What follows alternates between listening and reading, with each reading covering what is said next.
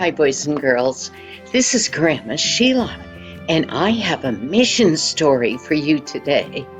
The story is called The Monkey God Failed. Well, little Nona, she was very sick with the fever. She was laying on a pile of filthy rags in the corner of the hut that she lived in on the island of Sri Lanka. That island sat in the middle of the Indian Ocean. She lived there with her grandmother, and her grandmother was really worried that she was so sick.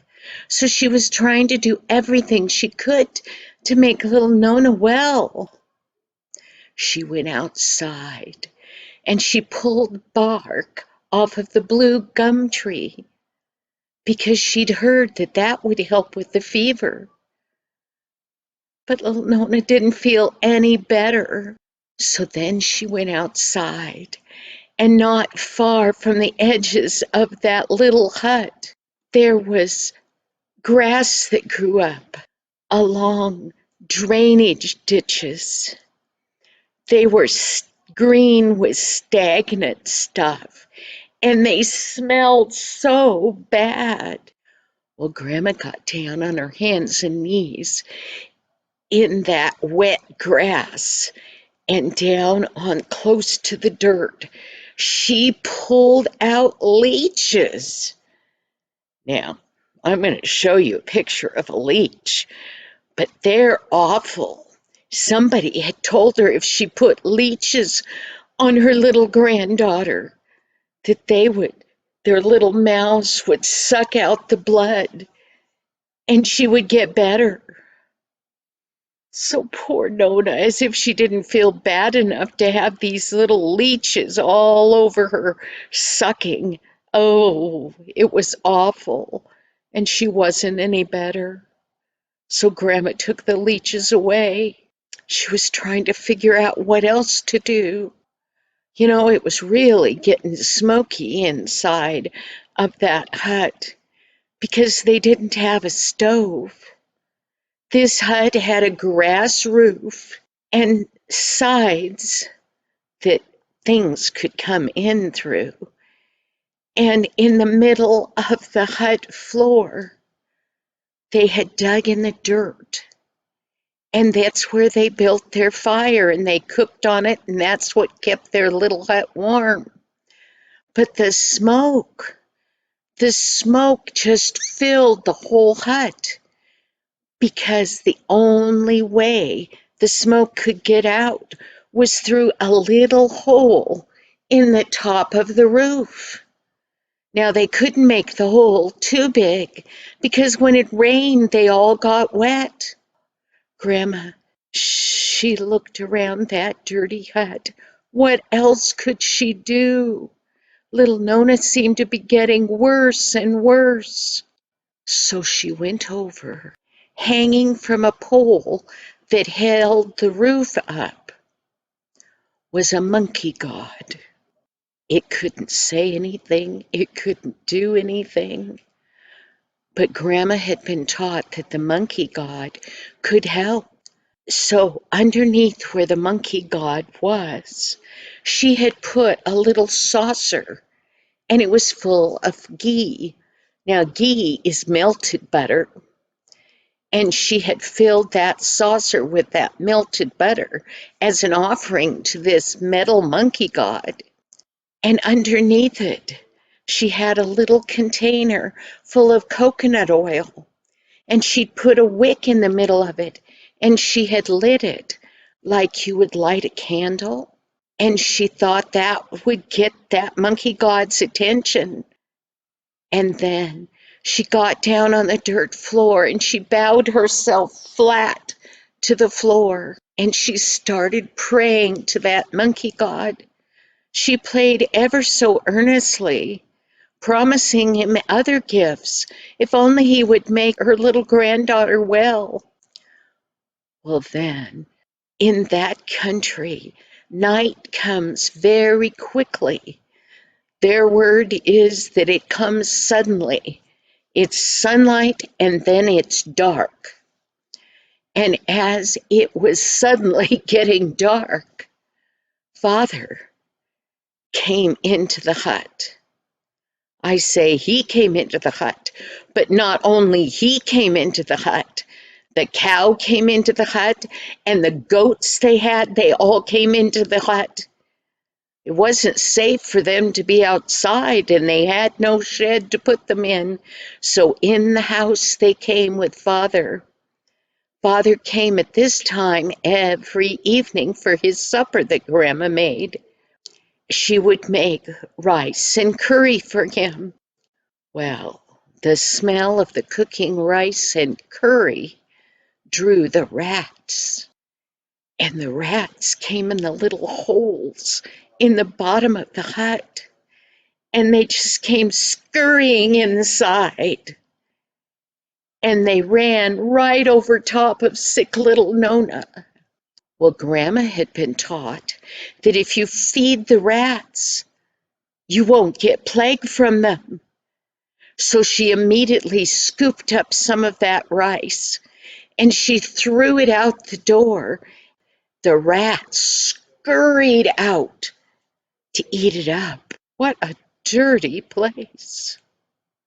Well, everyone lay down and went to sleep, and they'd shut the door. Well, those rats must have been satisfied because they didn't come back in all night long. Nona lay on that pile of dirty rags, and she moaned and she cried, and her fever went higher and higher and higher. When morning came, Grandma got up and she looked down at her little granddaughter. She was so sick now and so weak, she couldn't even lift her hand. And Grandma said, there has to be something else I can do. Well, then all the neighbors and friends that had heard about how sick the little girl was, they came and they crowded into that little hut. And they said, we've come to pray to the gods that she'll get better. Well, Grandma was glad for them coming. But the one lady, she brought her god with her. Ganesh was the name of that god. And it was made out of mud. And the lady said, and I just bought him at the market today. I'm so glad that we don't buy our God at the market. He's alive and well. Grandma set a hunk of wood down in front of where the monkey god was, and she said to put him right there. He had a man's body with a big fat stomach and little bitty short legs that stuck out from around the stomach, and his head was the head of an elephant. Strange looking. Well, all the other people told about their gods, and then they all knelt down in front of that new god and the monkey god, and they started to pray to him. They said they were going to do puji. Well, puji meant praying. And they did. They pleaded loudly to those gods made of mud and metal and stone. But Noni didn't seem to get any better at all. Evening came, and Grandma, she thought, something has to be done. Well, the next morning, Grandma, little Noni was no better, but she had no money to have somebody take her. Somebody had told her yesterday about a doctor that lived at a little hospital and worked there about 6 miles away. But Grandma had no way to get Nona there. So she went outside and she looked around. And this Grandma was very old. Her hands were withered. Her face was all covered with wrinkles. And she walked very strangely. But she saw a little wooden cart with a wheel under it and handles on it. It looked kind of like one of our wheelbarrows. And she put those rags inside the bottom of it, and she lay little Noni on it, and she took off to walk that 6 miles. Well, the doctor at that tiny little hospital, he looked out and he saw that grandma coming, pushing. It was a hard job for her to push it for 6 miles down the trail. But she finally got there. And the doctor, it was the end of that day now. The doctor came out and he looked down inside of that wheelbarrow. And he got down close to the little girl and he touched her. And her head was burning up with fever. She couldn't even open her eyes now. And the doctor thought, oh, if they'd only brought her sooner. I don't know that anything I have will help her now. But it was almost dark. And like I told you, dark came suddenly there. And so the doctor looked at the old grandma and he said, I don't know if I can help her or not, but I will try. So he gave Nona some of his medicine. Now there were no beds left inside that tiny little hospital. And he didn't dare send the grandma and the patient away. The only place there was to sleep was the cement porch of that tiny little clinic hospital. And grandma gratefully lay down there. She tried to cover up little Noni a little bit, and she went to sleep. When morning came, grandma immediately got up and she looked inside of that wheelbarrow.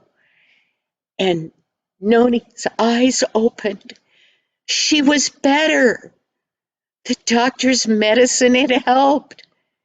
And she looked at her grandma and she said, please, please, a drink, Grandma. Well, Grandma had been trying everything she had. No, hadn't eaten in days or drunk anything in days. She just couldn't. But today she wanted water. Grandma got up and she picked up the little gourd she always brought with her. She would fill that with water as they went along when they went places. And she took that gourd and she ran to the village well and she filled it with water and she brought it back. And Nona, wonder of wonders, was able to drink. Well, when the doctor came out to look at that little sick patient, he was sure that he would find that she was dead. But she wasn't, and her little eyes were open looking at him. He said, she's better. And Grandma fell down on her face in front of the doctor to thank him. And she said, your gods must be stronger than my God. The doctor, he reached down and he gently grabbed a hold of that wrinkled old brown hand and he helped Grandma stand up and he said, oh yes, my God is much stronger than those gods. Do you know why, Grandma? Because my God is a God of love. He does kind and good things. And do you know the reason why your little granddaughter is still alive? Because you loved her enough to walk 6 miles to bring her here. Well, my God is like that. He's a God of love. He does good things. He helps make people well. And he cares about you, Grandma. And he cares about little Nona. And Grandma thought, a God of love. She thought, I want that God of love. And as the doctor was walking away, he went to get some more medicine for Nona. Grandma sat there and thought. She thought about all the gods she knew. She thought about that monkey god who had failed to help her. He was just made out of metal. Then she thought about that Yesha god that was made out of mud, and it hadn't done anything. Then she tried to think of all the other gods she knew. She remembered the huntsman god. He was strange, and he was mean. And then she thought of the Shiver god. No, it wasn't any better. And there was somebody that had a god that was shaped like a car. Then she thought about the Juggernaut god, and he was shaped like a car. Can you imagine believing in a car to be a god? None of those were loving gods. And as soon as Nona was well enough to go, Grandma had said, I'm going to find everything there is to know about this living God that wasn't made out of stone or metal or rock or cars, a God that really cared and loved. Boys and girls, that's why there's missionaries, to tell people about the God of love and how to take care of themselves so they won't get sick.